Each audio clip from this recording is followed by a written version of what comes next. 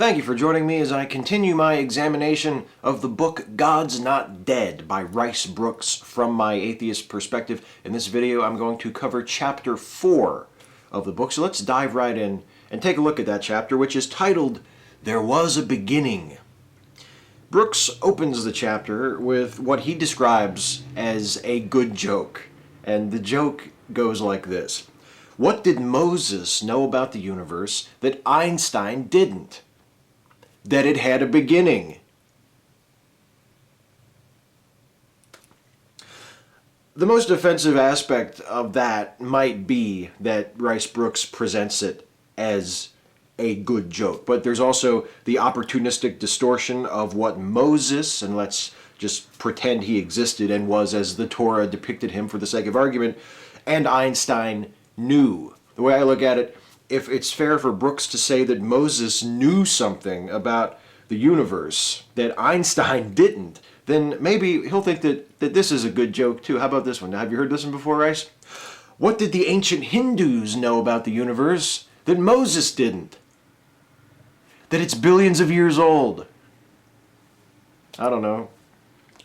As for Einstein, it was his work that led to the creation of the Big Bang Theory in the first place, that mathematically ruled out a static universe and predicted the observational evidence, or what would be confirmed by the observational evidence starting in the 1920s, that the universe is expanding. Now, it's true that Einstein was attached to the idea of a static universe for a time, and he even introduced the cosmological constant in an effort to render his equations compatible with the static universe. But once that observational evidence confirmed his original prediction, he did what any good scientist would do, what any person should do, and he abandoned his preferred result for what the evidence told him was the truth. He absolutely knew that the universe had a beginning, not because some ancient anonymously authored religious text told him so, but because his theory predicted it and the evidence demonstrated it. By the way, for those of you keeping track of the apologetics tropes as we encounter them in this book, you can go ahead and check off misrepresent the beliefs of Einstein. We've reached that one. Broocks summarizes the origin of the Big Bang Theory, Edwin Hubble's discovery of redshift, which proved the expansion of the universe, and then he says this, quote, most significantly, this evidence about the beginning of the universe shows that its creator must have existed outside of time and space, exactly as implied by Genesis. The Big Bang Theory tells us nothing about the creator of the universe, gives us no reason to assume there must have been a creator of the universe, and certainly doesn't compel us to obsequiously capitalize the letter C in creator. Not only that, but there's nothing in Genesis that implies that God was creating space-time when he made the heaven and the earth. The opening of Genesis says just that. In the beginning, God created the heaven and the earth. The earth is the only object created in Genesis. The sun, the moon, and the stars are not so much bodies in space as lights in the sky. This is very much a local creation written by someone who had no idea what the universe was actually like. To suggest that the Genesis account agrees with the modern scientific view of the origin of the universe in anything but the most general and coincidental way is absurd. As is the suggestion that Genesis should be appreciated for something other than its literary and cultural value. It's a scientifically ignorant text written by scientifically ignorant people. And you know what? There's no shame in that for the people who wrote it. They didn't know any better. We know better. We should not be reading Genesis this way. We should not be presenting it as predicting modern scientific consensus. It is absolutely ridiculous to treat Genesis in that way. And anyway, if the great God of the universe, who supposedly wrote Genesis or inspired it to be written, had wished for his holy word to include a creation account that sounded like the Big Bang Theory, he surely would have done a much better job than this. Broocks says that naturalistically minded people resisted the notion of the universe having a beginning at first, because to them, the notion of nature having a beginning went against their rejection of the supernatural. Nothing about the universe having a beginning demands that we believe in the supernatural, especially in the very specific conception of the supernatural that Brooks is pitching. It's telling that his strongest examples that he cites in this chapter of scientists and philosophers expressing some discomfort with the idea of the universe having a beginning are taken from people who objected to the Big Bang in the earliest decades of the theory. Today, the Big Bang is among the most firmly established theories in all of science, and scientific and philosophical objections to it are few and far between. Brooks argues that the logic of the universe having a beginning leads to the existence of a creator, and he says, quote, "When someone says belief in God isn't logical, they are simply hurling an insult at people of faith, much like candidates from rival political parties try to marginalize their opponents. Maybe a person can't articulate her or his faith logically, but that doesn't mean faith in God itself is illogical or irrational." Notice again the for Brooks, quite subtle attempt to position religion and science as basically the same thing. They're equivalents. They're just like people in different political parties yelling at each other, but they're essentially the same thing. Well, indeed, if the person saying that belief in God is illogical is basing that statement purely on a believer's inability to articulate his or her position, then that is a bad argument, and that is something that people shouldn't do, I would say. But the thing is, I don't hear people doing that very often. And it's mainly because it's not necessary to resort to attacking the lack of erudition or the lack of the ability to articulate a position in a religious person in order to conclude that that belief, the religious belief, is irrational. I would actually say that belief in God is illogical. I don't think that people who believe in God are illogical as a whole or irrational as a whole, but I do think the belief in God is illogical. I think it's an irrational belief, and I don't say that as an insult to people who believe. I say it because I know of no logical argument nor any physical evidence compelling me to hold that belief. And if Rice Broocks considers that an insult, I'm sorry. That's not how I mean it, and I would suggest that he suck it the fuck up and get over it. Brooks presents the cosmological argument. Our old friend, how I've missed you, cosmological argument. And of course, when he presents this argument, he first cites its most well-known proponent in the apologetics community today, Mr. William Lane Craig. And he not only references Craig, but he really gives him a really good blowjob in the text. He really puts over his credentials as a scholar and a philosopher, which is totally unnecessary because Craig himself will eagerly seize any opportunity to set forth his credentials at length, and has done so more than often enough to render the act redundant when performed by anyone else. But anyway, he takes Craig's lead, Brooks does, and he presents the cosmological argument in its very basic, pure logical form, which is as follows. Whatever begins to exist has a cause. The universe began to exist. Therefore, the universe has a cause. And Brooks says, quote, "Step one is undoubtedly true. The key phrase is begins to exist. This obviously would not include a being with no beginning. Step two is as close to a physical fact that there is. Step three is a cause that must itself be uncaused. The cause of the universe must exist outside of space and time, since space and time came into existence in this beginning. It must be, therefore, eternal, non-material, and ultimately personal, since the universe appears to have the purposeful intent of supporting human life." Well, there's a lot to unpack there. First of all, admirable paraphrase of William Lane Craig's standard debate spiel there, Mr. Brooks. If only Craig could condense it down to something that brief, I think we would all be very grateful. Anyway, let's take both the argument itself and Brooks's attempt to elucidate it one step at a time. First, step one, that which begins to exist has a cause. I don't think you can say that this is undoubtedly true. It certainly seems to be undoubtedly true in our experience, our common experience. Effect follows cause, and there are no effects without causes. But we have never seen an effect, if that's even the best word to use, like the beginning of the universe in our human experience. As Brooks himself says repeatedly in this chapter, as though it's somehow a point for him, the Big Bang was the origin of not only matter and energy, but space and time, at least the space and time in which we exist. There was literally nothing here before there was the Big Bang.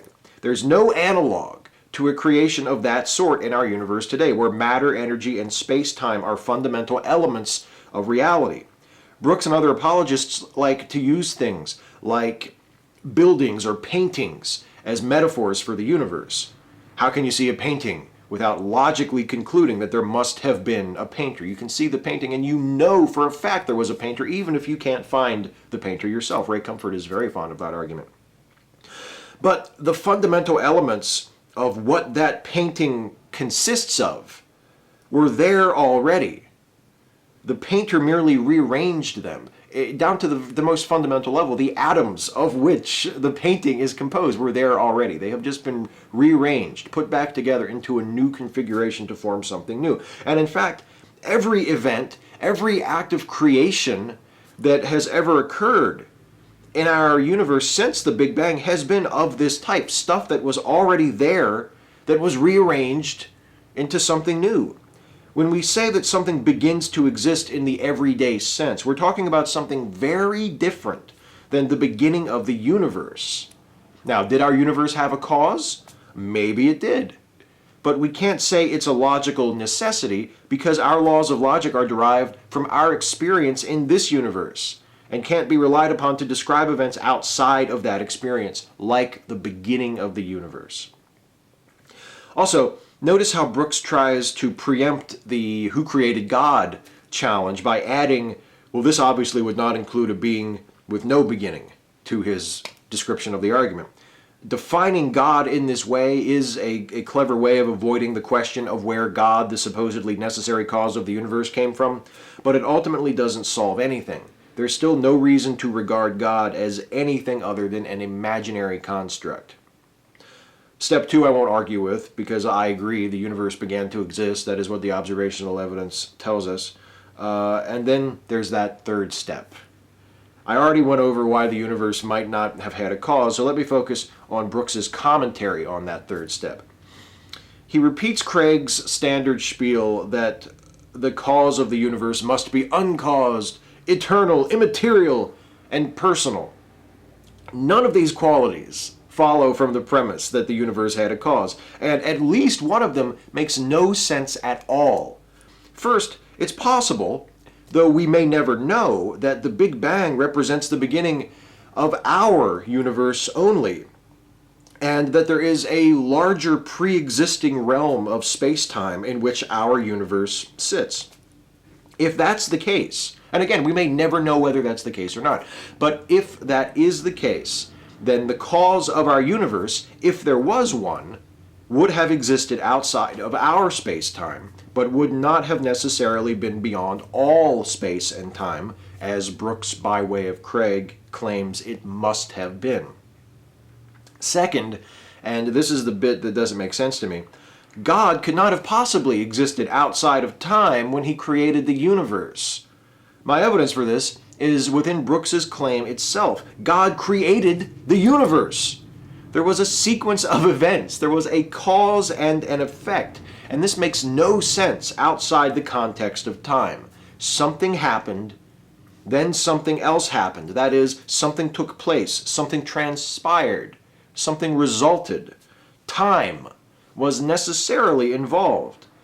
If God exists totally outside of time, then he can't do anything.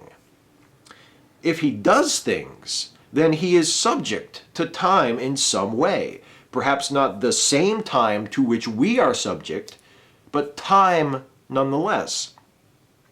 Finally, the claim that the cause must be personal is necessary because Brooks is ultimately not arguing simply for a prime mover, but for the very particular God of Christianity. So he has to find a way on insisting that the God that caused the universe is personal in order to slide from the cosmological argument over to the Bible. And I give him credit for at least acknowledging that they're not the same thing, that the God that we get to, or the cause that we get to in the cosmological argument is quite a distance away from the God of Christianity. He tries to make this sound less like wishful thinking by imparting personality to the cause of the universe based on evidence in the universe itself of purposeful intent. And we'll discuss that a little bit later in this chapter, because he does come back to this notion of the universe being fine-tuned or designed with us in mind. But for now, I'll just say there is no such evidence. Arguments that the universe is designed for the purpose of supporting human existence are just revisions of the same egotistical assumptions that led people of centuries past to embrace geocentrism. But that's not how Brooks sees it, of course. Quote, "The sheer magnitude of evidence for this so-called uncaused cause calls for consideration for the existence of God. Just so long as this entity remains anonymous and impersonal, everything's fine. But this kind of caring personal God who answers prayer and judges sin is frightening to the imagination." Other than an old argument with faulty premises, what evidence is there for an uncaused cause? What evidence is there for Brooks's God, for that matter? It's not that a caring personal God is frightening to the imagination. It's that there's nothing compelling me to imagine that such a being exists. Why is there something rather than nothing? Brooks now turns to this question. He begins his consideration by describing a meeting he once had at a college campus. He was there to lead sort of a Christian group meeting, or maybe an evangelism meeting, one of those campus crusade meetings that apologists like Brooks are so fond of doing. And while he was speaking to students at this meeting, he made what to him was a simple logical statement. He said, everything we see either started itself or was started by something else. But then a student at the meeting suggested a third option. Brooks says, quote, "Trying to sound very philosophical, he said, maybe we aren't really here at all." So much of contemporary dialogue is riddled with blatant assertions like this. People say anything they want, regardless of the evidence or logic, and expect the idea to be given equal consideration to other, far more reasonable voices. And that last sentence is some more blatant projection. Brooks could very easily be describing his own arguments and his own attitude there. I feel it necessary to point out that the student in Brooks's story isn't asserting that we aren't here. He's asserting that it's a possibility that we aren't really here. And he's right. Do I consider it a realistic possibility? No. And you know what? That student probably didn't either, assuming that such a student actually existed and isn't just an invention for Brooks's own purposes here.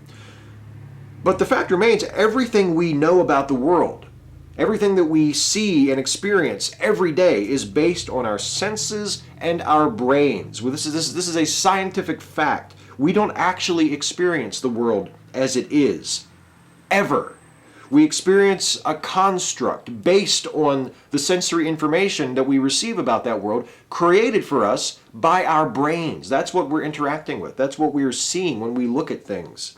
And because of this permanent separation between the world as we experience it and the world as it actually is, there is always going to be that slight possibility, no matter how much we trust our senses and no matter how trustworthy we demonstrate them to be and how reliable they prove themselves to be, there will always be that possibility that this is all just a conjuring trick of our minds, that this is all just some sort of simulation, that we are, as the old philosophical trope goes, brains in vats. There's no way that we can ever prove that we aren't to a 100% certainty. It's a philosophical problem. It's not something that I take seriously. It's not something that I think about on a day-to-day basis. Gee, maybe I'm really a brain in a vat. Maybe other people aren't real. But these are real philosophical problems that exist, and that there are really, so far, after thousands of years of grappling with this stuff, there are no solutions to.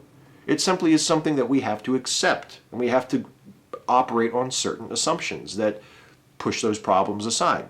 Now, having said that, I can understand why Brooks would be so quick to ridicule and silence the student who made this statement, especially if he turns out to be the presuppositionalist I suspect him to be.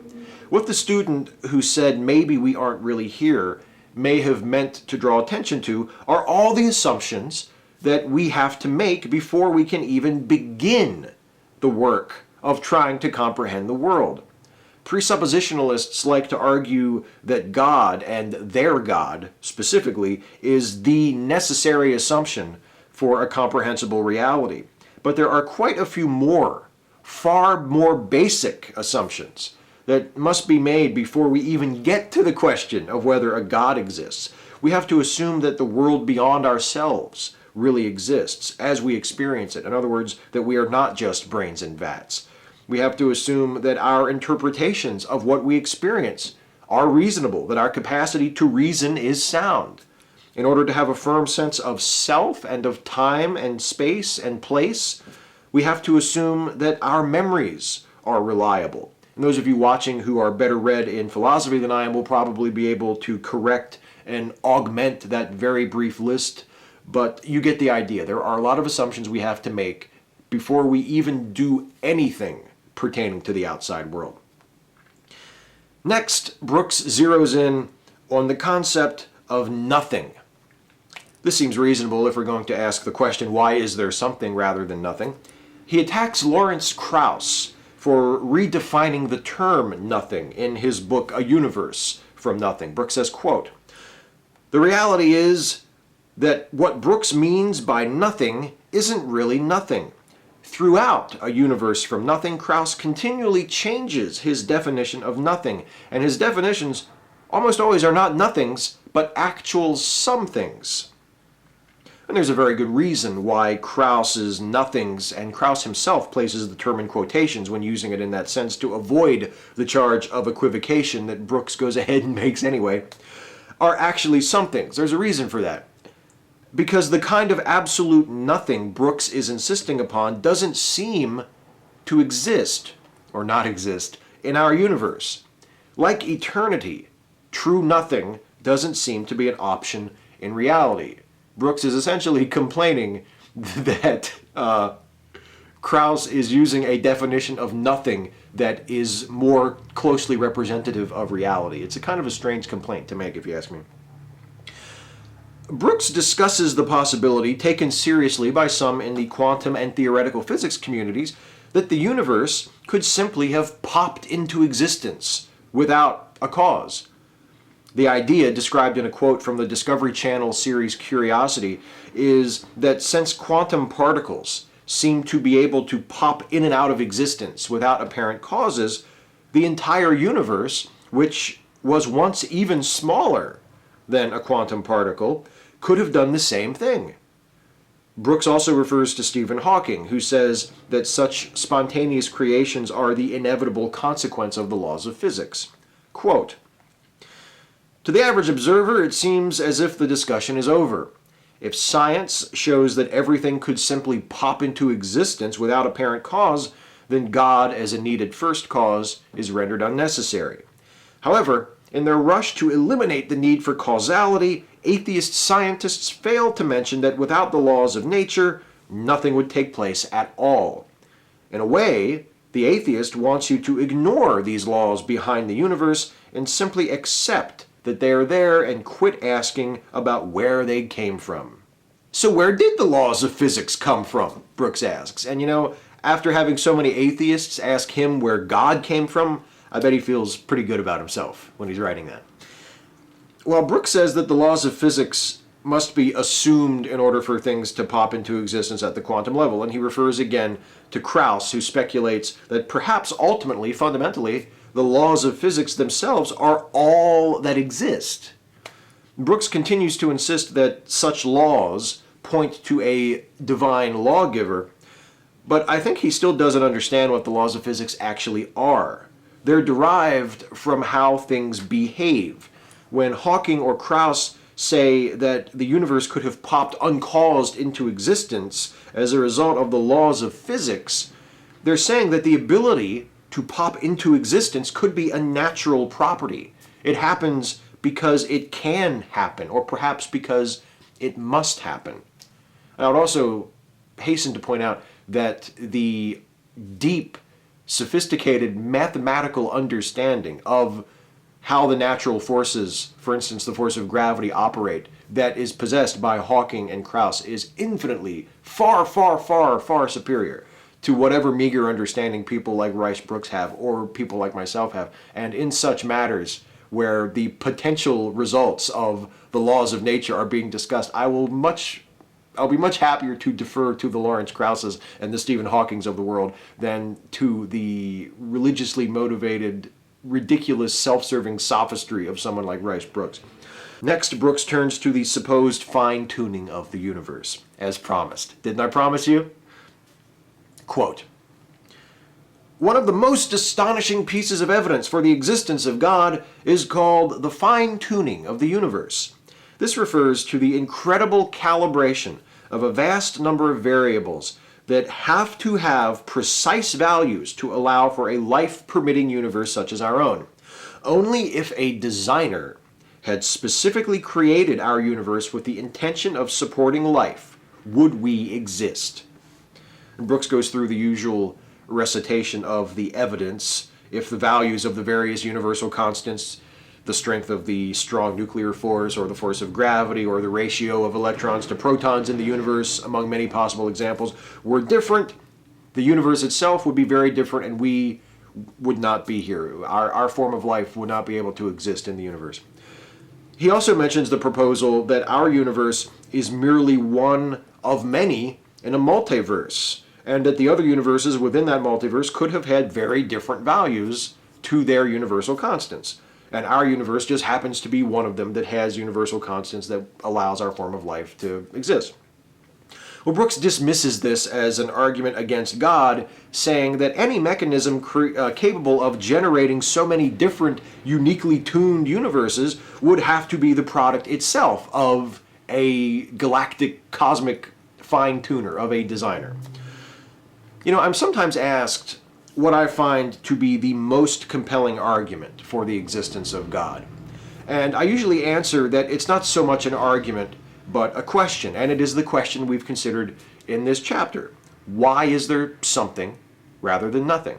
That is the only question I know of that is grand enough to allow even a tiny amount of space where a God might be able to fit. And I don't think it's a very compelling argument for the existence of God, because, as I said, I just see no evidence compelling me to believe he's there, and I see no necessity to believe he is there. But that question is one of the questions that is huge enough to allow space where he might be. I don't think he's there, but the question is big enough to accommodate him. Well, some people, including Broocks apparently, consider the fine-tuning of the universe to be a great argument for the existence of God. I actually don't. I consider it to be among the worst arguments for the existence of God that I commonly hear. And it's for one very simple reason. It's not necessary to assume that the universe is fine-tuned. I actually don't think that it is. So the fine-tuning of the universe kind of collapses if you don't accept that there is fine-tuning. In fact, it actually makes a lot more sense to me if the universe isn't fine-tuned to suit our needs, but if we are adapted to fill a certain space in the universe. And I'll get more into that in a minute. But I'm not saying that the discussion of the universal constants and how things might be different if they had values other than what they have isn't fascinating, because it is. It's really kind of thrilling to contemplate how narrow is the precipice on which we stand. But is a narrow precipice on which we barely fit really evidence that the universe was made with us in mind? It actually is kind of an argument for the opposite thing. If there's this much space in the universe on which we can sit, and the rest of it is completely inhospitable to us, is that really an argument that this was all made with us in mind? I don't know. And for that matter, is it a narrow precipice at all? The fine-tuning argument necessarily assumes that the universal constants could have different values, but we don't know that they could, because they only have the values that they have in our universe. Perhaps the constants are what they are, and the laws of physics are what they are, because they could not possibly have been otherwise. Or perhaps there are other possible values, but only a few.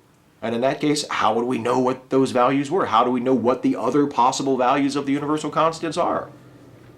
Lawrence Krauss, to whom Brooks has liberally referred throughout this chapter, has written and spoken about this problem with the fine-tuning argument often. How odd that none of those quotes found their way into this book. Brooks presents the multiverse as science's attempt to escape the fine-tuning argument, but I think that's a misrepresentation of what the multiverse hypotheses are. I'm familiar, or as familiar as I can be as a scientific layperson, with several versions of the multiverse hypothesis, and they all follow from observations or mathematical predictions. Brooks would like his readers to believe that scientists are running around terrified of these overwhelmingly powerful arguments for the existence of Yahweh and his son Jesus Christ, and they're just desperate to preserve their naturalism at all costs. But that's a self-serving fantasy, like much of Rice Broocks' worldview seems to be. Personally, I think the best answer to the fine-tuning argument is the simplest one. I don't need to assume that our universe is but one of many in a multiverse, although that would be pretty cool. I don't need to assume that it's a cosmic coincidence that our universe allows for our existence, that the universal constants just happened to be what they are to allow for us to exist, that we sort of won the cosmic lottery. I don't need to believe that.